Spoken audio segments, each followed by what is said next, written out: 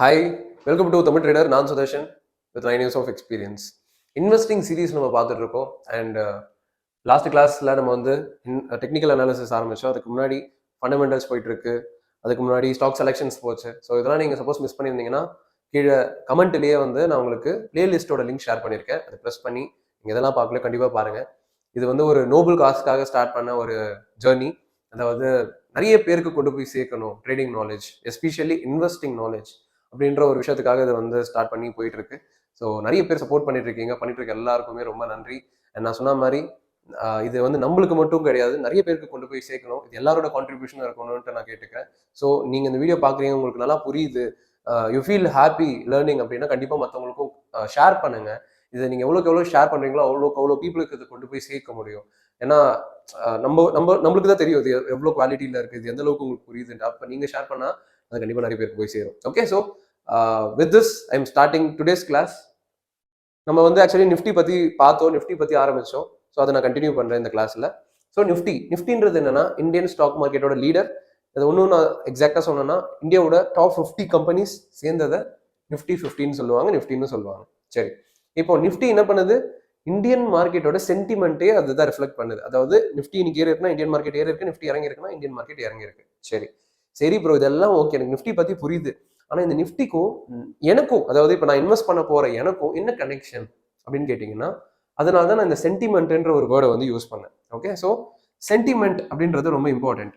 இப்போ சென்டிமெண்ட்னு சொல்லலாம், இல்லை ட்ரெண்டுன்னு சொல்லலாம், உங்களுக்கு ஒன்றும் புரியுற மாதிரி சொல்லலாம். இப்போ மார்க்கெட் இறங்கிட்டே இருக்கு, அப்போ டவுன் ட்ரெண்ட்ல இருக்கு, டவுன் சென்டிமெண்ட்ல இருக்கு.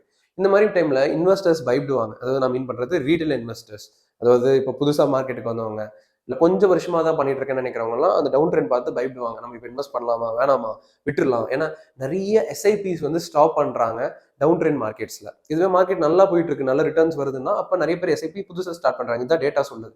ஸோ அப்போ சென்டிமெண்ட் ரொம்ப இம்பார்ட்டன்ட்றது நம்ம புரிஞ்சுக்கணும். நான் இப்போ உங்களுக்கு எந்த டைமிங்ல இன்வெஸ்ட் பண்றது இம்பார்ட்டன்ட்ன்றதை இந்த நிஃப்டி மூலமாக தான் காட்ட போறேன். ஓகே, நல்லா கவனிச்சிங்கன்னா உங்களுக்கு புரியும். ஸோ இந்தியன் மார்க்கெட் எப்பவுமே இந்த மாதிரி தான் இருக்கும். ஏறும், ஒரு இறக்கம் வரும், திருப்பி அங்கிருந்து நல்லா பயங்கரமா ஏறி ஒரு புது ஹைட்டை ரீச் பண்ணும். அதாவது ஆல்ரெடி இருந்த ஹைட்டை விட தாண்டி போகும். திருப்பி ஒரு ஃபால் வரும், திருப்பி ஃபைனலா ஒரு நியூ ஹை போயிட்டு ரீச் பண்ணும். இந்த மாதிரி வந்து ஜேர்னி கண்டினியூ ஆகிட்டே இருக்கும். இது எந்த அளவுக்கு கண்டினியூ ஆகிட்டு இருக்குன்றதான் நான் போன செஷன்ல உங்களுக்கு காமிச்சேன். 36 வருஷமா கண்டினியூ ஆகிட்டு இருக்கு, இன்னும் அது ஆகதான் போகுது. சரி, இப்போ விஷயம் என்னன்னா, நான் சொன்ன மாதிரி நிறைய பேர் என்ன பண்ணுவாங்கன்னா, இந்த மாதிரி ஒரு புது ஹை போனதுக்கு அப்புறம், நான் இந்த இடத்த வச்சு உங்களுக்கு காட்டினா புரியும், ஏன்னா இதான் ரீசெண்ட் டேட்டா, ஸோ இதை வச்சு சொல்றேன். ஸோ இப்போ ஒன்ஸ் புது ஹைட்டை ரீச் பண்ணும்போது என்ன பண்ணுவாங்கன்னா, நிறைய பேர் போயிட்டு இன்வெஸ்ட் பண்ணுவாங்க.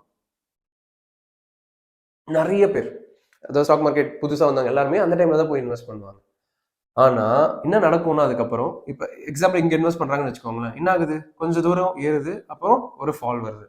ஸோ இப்போ அந்த ஃபால் வரும்போது நிறைய பேர் பயந்துருவாங்க. சிச்சோ, நான் இன்வெஸ்ட் பண்ணதெல்லாம் 20% 30% மாதிரி பெரிய லாஸ்ல இருக்குன்ட்டு அதோட இன்வெஸ்டிங் பக்கமே வர போயிடுவாங்க.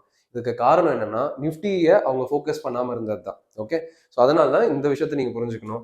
எப்போ இன்வெஸ்ட் பண்றது பெஸ்ட்னா, எப்பெல்லாம் நிஃப்டி வந்து கிராஷ் ஆகுதோ, எப்பெல்லாம் நிஃப்டி வந்து ஃபால் ஆகுதோ, அதுதான் வந்து இன்வெஸ்டிங் ஆப்பர்ச்சுனிட்டி. இதுதான் நம்ம ஃபர்ஸ்ட் புரிஞ்சுக்கணும். அதாவது இப்போ இங்க ஆல் டைம் ஐ வருது ப்ரோ, இது வந்து நம்ம இன்வெஸ்ட் பண்ணக்கூடாது அப்படின்னு கேட்டிங்கன்னா, ஒருத்தருக்கு இன்வெஸ்டிங் ஸ்டைல் இருக்கு. அது வந்து நான் எப்பவுமே ரெஸ்பெக்ட் பண்றேன். நிறைய பேர் இந்த மாதிரி இன்வெஸ்ட் பண்ணியும் ப்ராஃபிட்டபிளா வந்திருக்காங்க, இல்லை நான் சொல்ற மாதிரி பண்ணியும் வந்திருக்காங்க. ஸோ ஒருத்தவங்களுக்கு ஒரு டைப் பிடிக்கும்னு வச்சுக்கோங்களேன். பட் நான் வந்து எது ஒரு பிகினர் பெர்ஸ்பெக்டிவ்ல இருந்து பார்க்கும்போது எது சேஃப்ன்றதை நான் உங்களுக்கு எக்ஸ்பிளைன் பண்றேன். ஓகே, ஸோ எப்பெல்லாம் மார்க்கெட் வந்து இறங்குதோ, அந்த மாதிரி இறங்கி ஒரு கிராஷ் நடக்குதோ, கிராஷ்னா என்னன்னா குறைஞ்சது ஒரு 10% மேல ஃபால் தான் கிராஷ்னு சொல்லுவாங்க. இன்னும் ஸ்பெசிஃபிக்கா சொன்னோம்னா 15-20% நடந்துச்சுன்னா அது ஓரளவுக்கு டீசென்ட் கிராஷ்னு நம்ம எடுத்துக்கலாம். அதாவது அதோட ஹையஸ்ட் பாயிண்ட்ல இருந்து, இப்போ இது எடுத்துக்கிறேன், ஒரு ஹையஸ்ட் பாயிண்ட்ல இருந்து இந்த இடம் ஃபால் ஆயிருக்கு இல்லையா, இதை நீங்க மெஷர் பண்ணணும். பர்சன்டேஜ்ல மெஷர் பண்ணீங்கன்னா உங்களுக்கு ஒரு 15% மேல வருது அப்படின்னா அது வந்து நம்ம ஓரளவுக்கு கிராஷ்னு எடுத்துக்கலாம். ஸோ இந்த இடத்துல நான் மீன் பண்ற கிராஷ் அதான். ஸோ அந்த மாதிரி ஒரு 15% விட கீழே ஃபால் ஆச்சுன்னா அந்த மாதிரி டைம்ல நல்ல குவாலிட்டியான ஸ்டாக்ஸ்ல இன்வெஸ்ட் பண்றது வந்து ரொம்ப நல்ல பிரைஸ்ல நம்மளுக்கு அந்த நிறைய ஸ்டாக்ஸ் கிடைக்கும்னு அர்த்தம். ரேதர் தேன் இந்த மாதிரி ஒரு பீக்ல போயிட்டு வாங்குறதுக்கு பதிலாக. ஓகே. ஸோ நிறைய பேர் என்ன பண்ணுவாங்கன்னா தப்பா பண்ணுவாங்க. அதாவது ரொம்ப பீக்ல இருக்கும்போது இதுதான் மார்க்கெட்ல நல்ல டைம்ல போய் இன்வெஸ்ட் பண்ணுவாங்க. ஆனா அது ரிஸ்க் ஜாஸ்தி. அங்கிருந்து மார்க்கெட் ஏறவும் செய்யலாம். ஆனா ரிஸ்க் ஜாஸ்தி. ஆனா எது ரைட் டைம்னா எப்ப நிஃப்டி வந்து 15% விட ஃபால் ஆகி கீழே வருதோ அது எல்லாமே இன்வெஸ்டிங் ஆப்பர்ச்சுனிட்டி. சப்போஸ் நீங்க இது வந்து ஃபர்ஸ்ட் டைம் இந்த பாயிண்ட் கவனிக்கிறீங்க அப்படின்னா போயிட்டு நிஃப்டி சார்ட் எடுத்து பாருங்க. அந்த 15%க்கு அப்புறம் எவ்வளவு வாட்டி நிஃப்டி வந்து ஏறி இருக்குன்றது வந்து உங்களுக்கு வந்து புரிய வரும். ஸோ 15% பாட்டம்னு நான் சொல்ல வரல. 15%ல இருந்து இன்வெஸ்ட் பண்ண ஆரம்பிக்கலாம்னு சொல்ல வரேன். ஓகே. ஸோ அது அதாவது இது எல்லாமே ரிஸ்க் மேனேஜ்மெண்ட் கிளாஸ்ல நான் உங்களுக்கு சொல்லிக் கொடுப்பேன். இப்போ 15% வந்தோடனே மொத்தமாக இன்வெஸ்ட் பண்ணாமல் எப்படி ஸ்பிளிட் பண்ணி இன்வெஸ்ட் பண்ணணும் இதெல்லாமே ஃபியூச்சர் கிளாஸஸ்ல கண்டிப்பாக தெரிய வரும். சப்போஸ் நீங்க வந்து நம்ம யூடியூப் சேனல் ஃபர்ஸ்ட் டைம் பார்த்துட்டு இருக்கீங்க, இல்லை இது வரைக்கும் சப்ஸ்கிரைப் பண்ணாமல் இருக்கீங்கன்னா கண்டிப்பாக பெல் பட்டன் ப்ரெஸ் பண்ணிக்கோங்க. ஏன்னா என் சைட்ல இருந்து ஒரு வேர்டு உங்களுக்கு எப்பவுமே இருக்கும். அதை நான் சொல்லி தான் உங்களுக்கு புரியணும்னு கிடையாது. ஆல்ரெடி யூ ஹவ் ஃபெல்ட் என்னன்னா நம்ம கான்செப்ட்ஸ் எல்லாமே ரொம்ப யூனிக்கா இருக்கும் அண்ட் ரொம்ப கிறிஸ்பா இருக்கும். உங்களுக்கு என்ன தேவையோ அதுதான் நான் வந்து காட்டுற மாதிரி இருக்கும். ஸோ அதனால உங்களுக்கு ஈஸியா புரியும். இது வந்து நிறைய ஸ்டூடெண்ட்ஸ் வந்து எனக்கு கொடுத்துருக்க ஒரு ரிவ்யூ. நம்ம இது ஆக்சுவலி ஒரு மோர் தென் 4000 5000 ஸ்டூடெண்ட்ஸ் நான் பார்த்துருப்பேன். நிறைய பேர் வந்து எனக்கு கொடுத்த ரிவ்யூ வந்து உங்களுக்கு ரொம்ப சிம்பிளா ரொம்ப கிறிஸ்பா புரியும்னு சொல்லுவாங்க. அதுதான் எனக்கு ரொம்ப ஹாப்பியாகவும் இருக்கும். அந்த ஒரு ஃபீட்பேக் அண்ட் அதுதான் நான் இந்த இடத்துல உங்களுக்கு சொல்ல வரேன். ஓகே. ஸோ நிஃப்டி எப்பலாம் 15% ஃபாலோ ஆகுதோ அது வந்து ஒரு ஆப்பர்ச்சுனிட்டி தானே தவிர அது பயம் கிடையாது. எஸ் அங்கிருந்து இன்னும் கூட ஃபாலோ ஆகலாம். பட் அந்த இடத்துல இருந்து இன்வெஸ்ட் பண்றது வந்து ஒரு இன்வெஸ்டரா பார்க்கும்போது கிரேட் ஆப்பர்ச்சுனிட்டி. நிறைய ஸ்டாக்ஸ் கம்மி பிரைஸ்ல கிடைக்கும். இந்த விஷயத்தை நம்ம ஃபர்ஸ்ட் புரிஞ்சுக்கிட்டோம்னா அப்ப நிஃப்டி கிராஷஸ் தான் நம்மளுக்கு ஒரு கிரேட் ஆப்பர்ச்சுனிட்டி அப்படின்றத மைண்ட்ல வச்சுக்கிட்டு நம்ம வந்து இப்போ கரெக்டான ஸ்டாக்ஸ்ல ஃபோக்கஸ் பண்ண ஆரம்பிக்கணும். ஆல்ரெடி நான் உங்களுக்கு ஸ்டாக் செலக்ஷன் பத்தி சொல்லி கொடுத்திருந்தேன்.